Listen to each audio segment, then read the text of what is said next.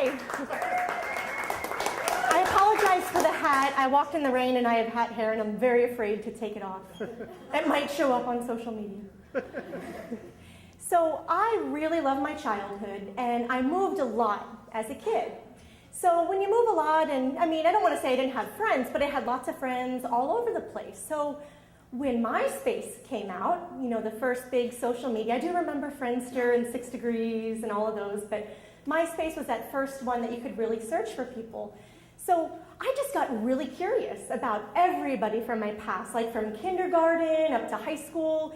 So I was searching for people all over Pennsylvania and out in Oklahoma, and it was really cool, like maybe a kid who got bullied. I wanted to make sure he was okay. Is he still alive?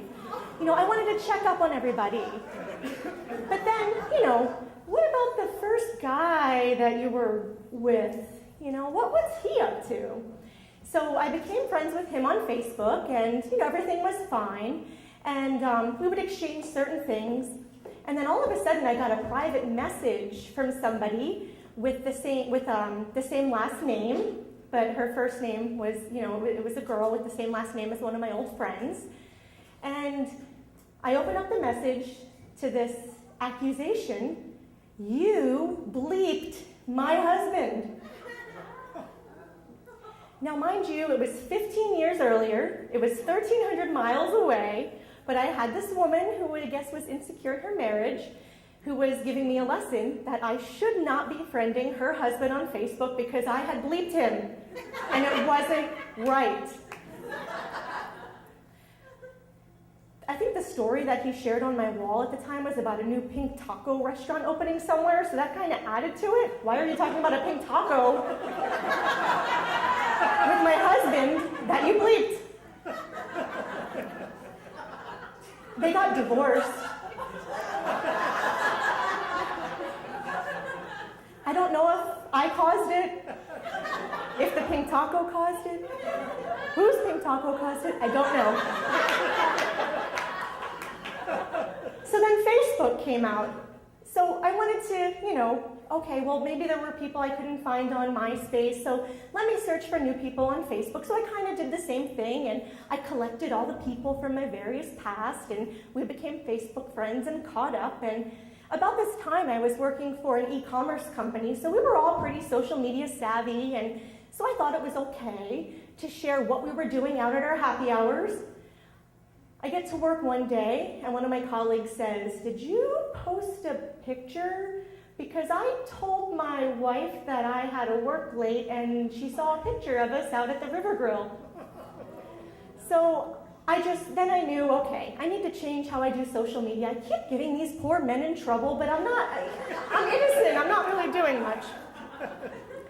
So a little while later, I kind of liked this guy that I was working with at the technology company, and we might have made out one time at one of those crazy happy hours that technology companies are known to have. The security people might have been huddled around the cameras pointing and watching, as someone told me. But I thought, I kind of like this guy. So I started, to stalk him on Facebook, as some of the other storytellers told tonight. It's just something that you do. So I was laying in bed one night, and I'm like, I want to see what he's up to. I want to look at his pictures again. So I typed his name into the little box on my screen, and I hit enter, and nothing came up except my own profile. Well, here, I had updated my own status with just his name. I wasn't in the search box. I was in the Donna Talarico is box. So I deleted it right away, but I was so scared that he was stalking me too and probably saw it, so I confessed to him immediately the next day because I was so sure that he was looking at me all night and noticed it. He was like, "Oh, that's kind of funny," so I just laughed. We did end up dating kind of, for a while, but we were never serious or anything. But, I think I broke up a marriage, I got somebody else in trouble, I accidentally outed myself for liking this guy, so maybe I shouldn't really do relationship stuff on social media anymore. But about 4 years ago, some of those people that I've collected, just people from my past, people from college, I happened to be back in my college town for a reunion with some people that I used to work with when I was in radio, and I had made an update that I'm back in Wilkes-Barre.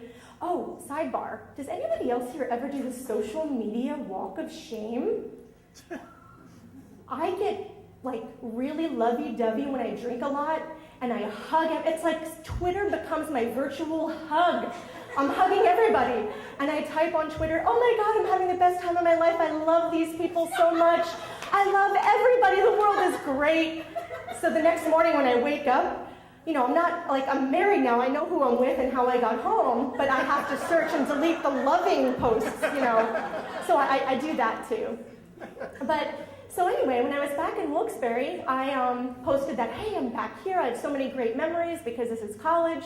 Well, then this random dude that was really hot for me back when he was a freshman and I was a sophomore, and he just sent me a message, and I'm like, oh, hey, Beer Man, nice to hear from you. And we just started talking, and all of a sudden I said, well, hey, why don't you give me a call? We haven't talked in a while. So we hadn't talked in about 15 years, but this random Facebook message late at night, we got together, so I picked up the phone and called him, and I said, hey, I have this New Year's party to go to next week. Do you want to go?